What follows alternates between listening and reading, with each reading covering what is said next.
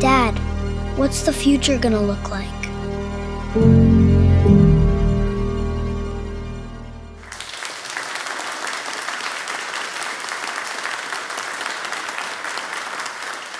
Oh man, this is going to be fun. This is a story of energy abundance and all the above mindset. I mean, I had a chance to spend some time with both these gentlemen, and they really just believe in a better way to power the planet. And Cyrus did a great job of introducing both of them. But what an honor to be here with the governor of Virginia, one of the great titans of energy moving forward with technologies that are going to transform the world in positive ways. So I think just to level set and ground the dialogue, let's just talk about fusion, right? You know, it's... You're going to ask him that question. Yeah, of course. Yes, I am. All right, good. I want to hear your answer. Look, I saw it in Iron Man's chest. And if we get this segment right, we'll take it from Marvel comic books to reality a little bit. But when you think about fusion, talk to us about what it really is and when we're going to have it. Yeah, so... fusion it's a process. It's actually the most common process in the universe. It's a process inside all the stars. And in that process, the lightest elements get combined, and E equals mc squared, a tiny bit of mass, turns into a bunch of energy, and you get a heavier element. And that's been going on since the Big Bang. It's powered everything. But we haven't been able to make it work here on Earth yet. We've had glimpses of it, though. We've had the understanding of the science that goes back decades. And just 3 years ago, we had a laser in California produce the reaction at a vigorous enough rate that it made more power to heat from the fusion than it took to heat up. And why would you want to do that?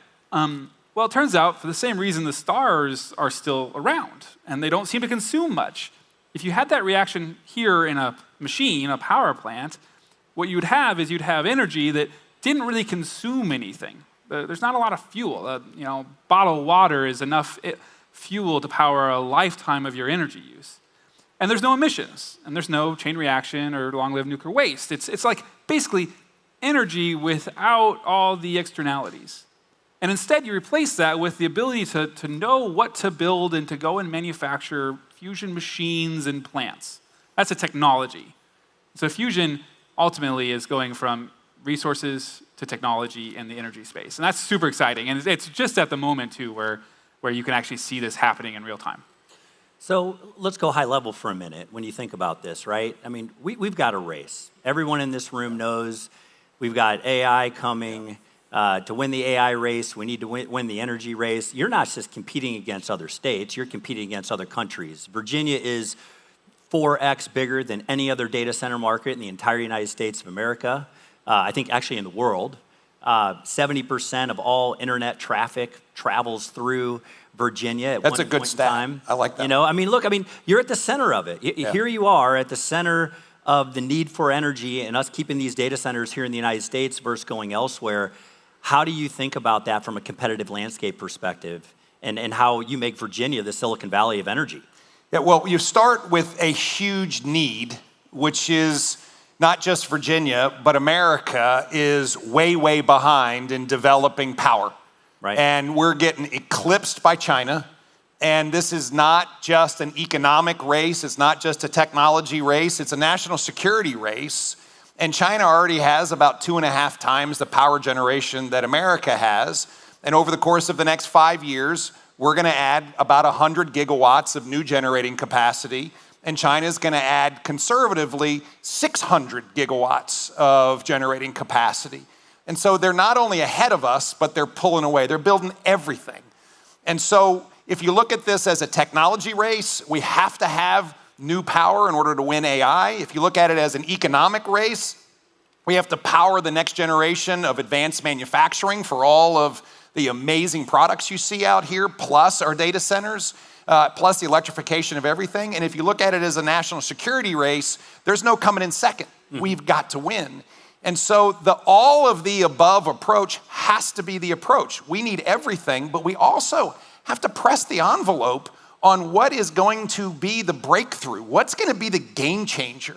And I got to tell you, this is the game changer. This is such a massive, massive step function difference. And anything that we're contemplating where you really can power a lifetime of energy with a bottle of water, you do it with no emissions. And on top of that, if there is any air that gets into the machine, it goes out. And so when we were talking about this last year, and this is where Bob and I met at the UP.Summit, that's why I came back. It was a great summit last year, and I met Bob, and literally 3 or 4 months later, he announced that he's gonna put his first commercial scale power plant in the Commonwealth of Virginia. And so I thought I'd come back and see if I can get another one. But it's a game changer for us because in Virginia's own ecosystem, we're growing like crazy and we need more power. And so we have an all the above power approach. We need everything. And fusion really is the breakthrough technology that I want to see not just developed in Virginia, but in America. So Bob, you guys shake hands 60 days after you meet at this conference to commence the deal. Why Virginia? What did you see? You're being persuaded by all these other states. They want the first fusion reactor. What was it that you saw in Virginia with Governor Youngkin? We said, this is my guy. This is my state. They're going to move the policy that I need. They're going to give me the interconnections that I need. All the headwinds and hurdles that are coming. Yeah, you hit a lot of them. So, I think everyone here who's building something that is fundamentally new, that is hardware, that has intersections with regulation, that's got finance, that's got customers, that's got incumbent industries, like you all know that this is so hard, right? It's so hard. And so what you got to do is you got to find the ways you're going to punch things through. And you got to find the people you're going to punch it through with. And in Virginia, it was the right combination. It was a governor who's pro-business, who's with a policy that's going to make the state someone that we can work with at the cutting edge of what the regulations should be, cutting edge of how do we do community acceptance, as well as a utility, a customer, and Dominion who could lean forward with a site that's ready to go, with an interconnection that's ready to go, with experience on operating power plants at scale, and with customers. In our case, Google. Shortly after we announced that site, Google signed up for the first half of the power. That's a mini-billion-dollar deal. So someone that sees things the same way that we see things, which is techno-optimistic, that you can use to pull the future in earlier and has done it. We think about Google, was there in Virginia with a need. And so it's finding that right mixture so that the hard things just are a little bit less hard. Mm-hmm. And certainly the Virginia mixture was very, very, very compelling for that combination. Yeah. So there's a lot of entrepreneurs in the audience building disruptive technologies. And when you and I had a phone call last week and I had an opportunity to meet you here with a good friend of mine, I was like, that's my guy. I like the way that you look at innovation, but a lot of governors don't. A lot of other governors they're worried about upsetting the utilities within their jurisdictions. They're worried about introducing new technologies because the risk of it not working, and then people flipping the bozo switch on them, on their bad decision maker. But you're the former CEO of Carlyle. You ran a large energy portfolio. Where are you on, here's how I'm going to get those 8 megawatts or gigawatts of solar over the line. So I've got baseload power issues in my state, like every governor does, but I've got to figure out a way to make sure homeowners don't get left behind because all this power is going to go to these data centers. Because you're going to have to go in there and you're going to have the muscle to move some things through the jurisdiction that have never been done in the history of the world before. Yeah. Well, it starts with a recognition that government should not be picking winners and losers. And it really is who runs the fastest, who has the best solution, and really where the capital is going to go to support this. And so first step is government cannot be picking winners and losers every day. Second, that we've got to create an environment that not only fosters innovation, but hopefully can accelerate it. And again, that is creating the capability for intellectual property to transfer out of our universities faster and better. And we launched something we call Lab to Launch. And we basically have the most competitive royalty rates out of all of our public universities so that folks aren't having all their money taken away from them when they're just getting started. And we couple that with grants in order to get technology started. The second thing we've done is we've created the best regulatory environment, I think. And I came in and I said, hey, we've got too many regs. I want to cut 25% of them out. And guess what? 3 years in, 25% of our regs have been streamlined away because I want people to be able to get from the starting block to their first product fast. And then finally, we want to be a capital accumulator for other people's capital in Virginia. And the best way to do that is to have some capital to go with them. And so we have got something called Virginia Invests, and we work with venture capital funds in order to be a fund-to-funds supporter with them. And so if somebody is willing to invest in Virginia, and we're going to follow them, I don't want government people making investment decisions, but I want them following really smart people in order to provide an accelerator so that folks can get, again, from the starting point to the finish line. And then finally, we want to have the best catcher's mitt. So when they start building commercial scale manufacturing or commercial scale energy plants, they do it in Virginia because we've got sites that are ready. We've got the best workforce in the nation. We just got rated the top workforce development in the nation 3rd year in a row. And then finally, they can trust we're going to be good partners for a long time. When we get that ecosystem right, man, it really hums. I was just in a test pilot mode, and the plane I was in, all of a sudden, it planed out on the water. And I said, that's the way Virginia feels right now, because we have just hit this great spot where we have got all of that working together and able to support companies like this that are real disruptors, that are changing it for everybody. And I think there's no bigger problem in America other than education, no bigger problem in America than power. Mm-hmm. And here is an innovator who can change the game. I want him in Virginia. I guess finally I'm competitive. I want to win. And I like my other governors from other states, but I want to beat them. And so this is what we're up to. We're trying to win. Yeah, it's great. So let's talk about capital, because the governor brought it up many times. China's invested 3 to 5x in fusion than the United States. It's a competitive market. And what always happens is there's this valley of doubt that happens in these companies, right? Because you'll say, look, here's my plan. Here are the milestones that I want to hit over the next 5 or 6 years. And no matter what, some of those things are challenged, and there's adversity that you're going to face as a great entrepreneur. And I commend you for the bold vision and the bravery of doing this. What should we be looking for over the next 5 years? What are some of these milestones where we go, Bob's killing it. He's nailing it. We're on pace. This is going to happen. Because everyone in this room wants fusion. We want clean power, abundant power. Like, everyone's rooting for you to win. And so how do we kind of watch your journey and root for you along your side? Yeah, so your point about the valley of doubt, I think this site and this summit really actually illustrates that well to me. So we've raised about $3 billion of capital. So we're one of the most capitalized entrepreneurial companies around right now, certainly pre-revenue, right? About 1,000 people, manufacturing facility 24 hours a day, building a prototype plant in Massachusetts that is a $1 billion class energy. It's the biggest next generation energy plant in the United States. And so that is at the absolute edge of what the current capital markets and structure of really the West can do. And we're up against China, who's got a different tool belt, right? They have a state-run competitor to us that last year they put $2 billion. This year they'll probably put $2 billion in. And it's got all of the industrial might of the People's Republic behind it. And so even though we're well capitalized, and even though we have a lot of people, and even when we're building stuff and every single day you're doing it, it's still one of these things where if you just had a little bit more, you would actually be able to go even faster and even further. And I just think about like all the different types of companies that are here, but in the history of Cleantech 1.0, the ones that like were just marginal and just that little extra bit. So to get that little extra bit, what we've been really careful with is like really clear milestones, right? Like fusion's hard, it's complicated. Boil it down. Mm-hmm. Concrete steps that show you're on the right progress, the right path.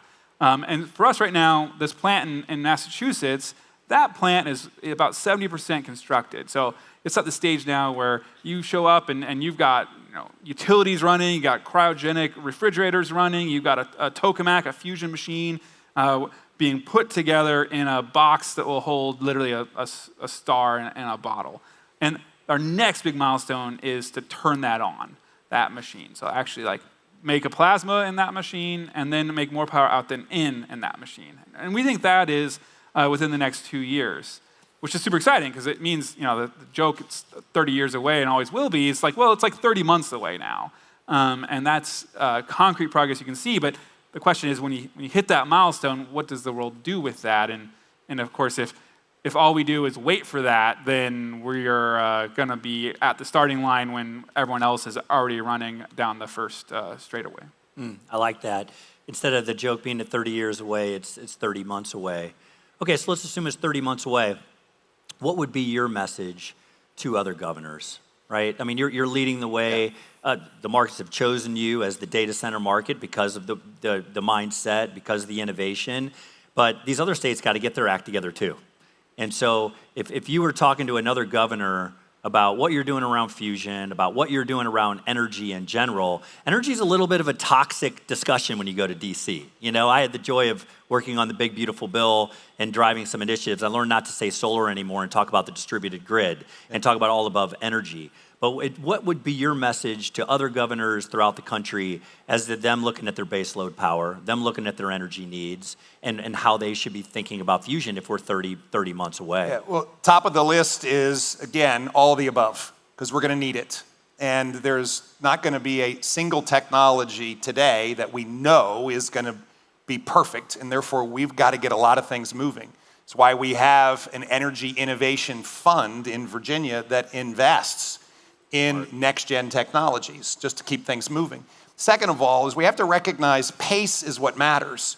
And if a state is getting in the way of an innovative company, they're gonna go someplace else. And so you just have to convince them that you can run as fast, if not faster than they can. And one of our big mantras in Virginia is, I want the to-do list to be on their desk, not ours.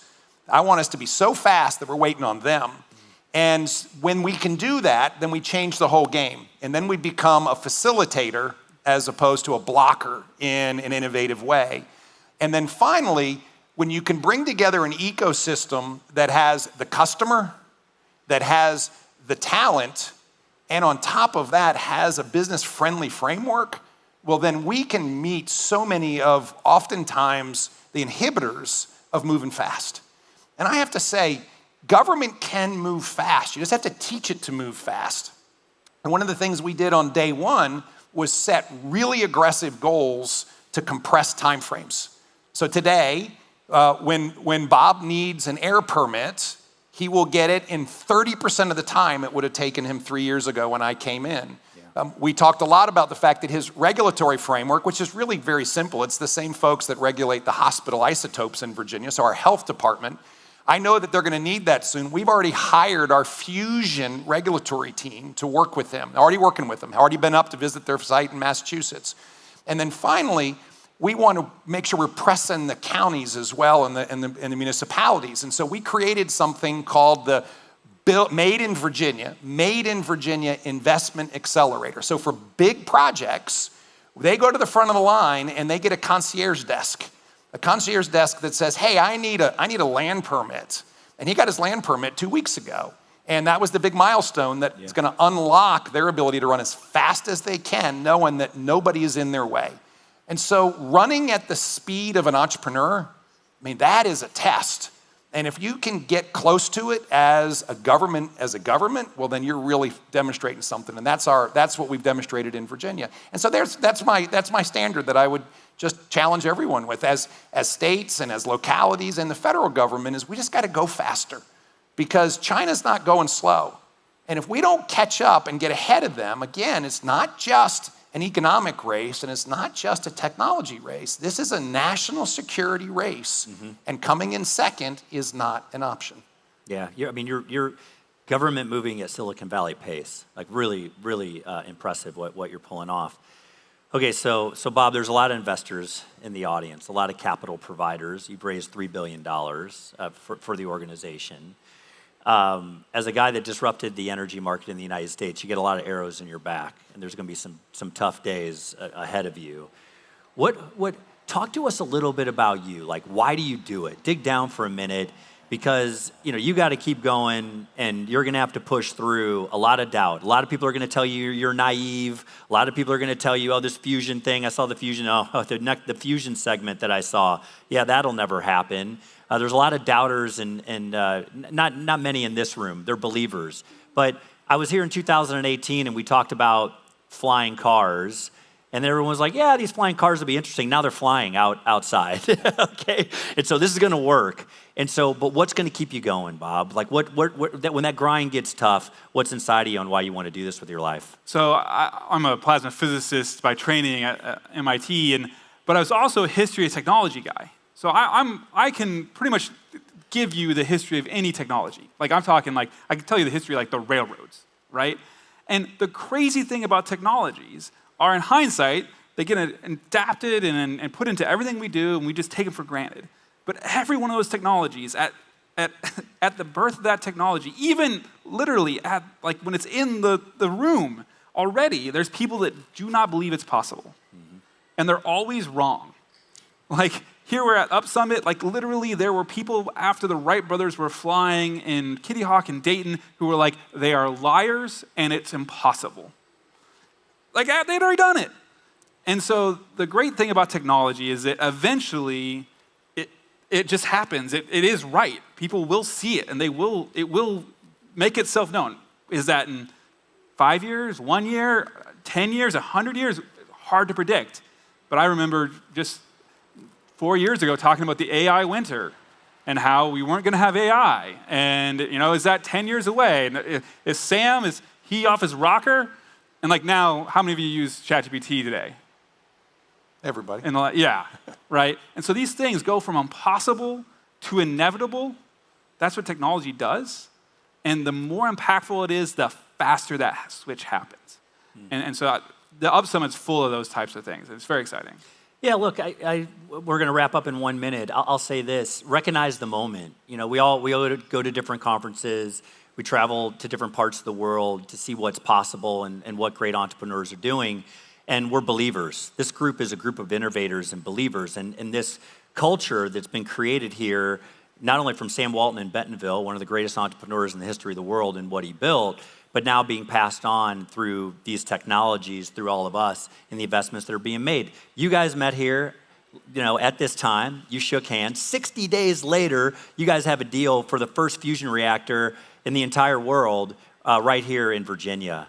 And so let's try to connect more. I hope there's another handshake that happens here over the next 24 hours over dinner and another meeting follow-up to keep bringing these technologies into the world. But a lot of respect for both of you. Thanks for what you're doing. Thank you. Thank you very much. And I'll be standing over here if anybody wants to come to Virginia.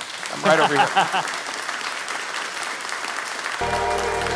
The future is going to be awesome.